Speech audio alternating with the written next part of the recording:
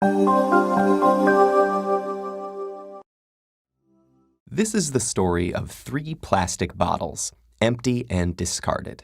Their journeys are about to diverge, with outcomes that impact nothing less than the fate of the planet. But they weren't always this way.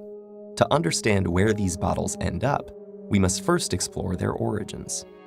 The heroes of our story were conceived in this oil refinery. The plastic in their bodies was formed by chemically bonding oil and gas molecules together to make monomers. In turn, these monomers were bonded into long polymer chains to make plastic, in the form of millions of pellets. Those were melted at manufacturing plants and reformed in molds to create the resilient material that makes up the triplets' bodies.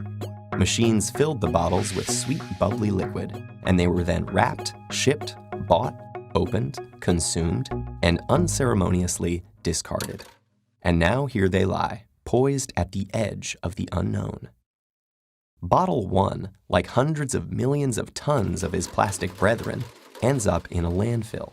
This huge dump expands each day as more trash comes in and continues to take up space.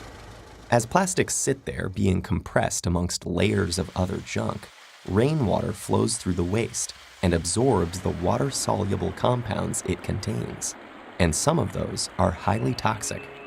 Together, they create a harmful stew called leachate, which can move into groundwater, soil, and streams, poisoning ecosystems and harming wildlife. It can take bottle 1 an agonizing 1,000 years to decompose. Bottle 2's journey is stranger, but unfortunately no happier. He floats on a trickle that reaches a stream that flows into a river, and a river that reaches the ocean.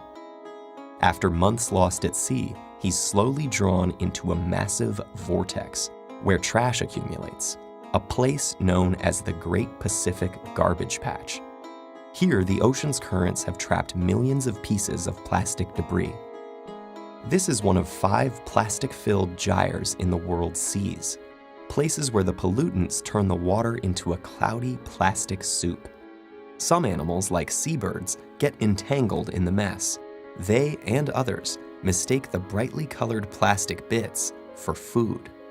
Plastic makes them feel full when they're not, so they starve to death and pass the toxins from the plastic up the food chain. For example, it's eaten by lanternfish. The lanternfish are eaten by squid. The squid are eaten by tuna. And the tuna are eaten by us. And most plastics don't biodegrade, which means they're destined to break down into smaller and smaller pieces called microplastics, which might rotate in the sea eternally. But Bottle 3 is spared the cruel purgatories of his brothers.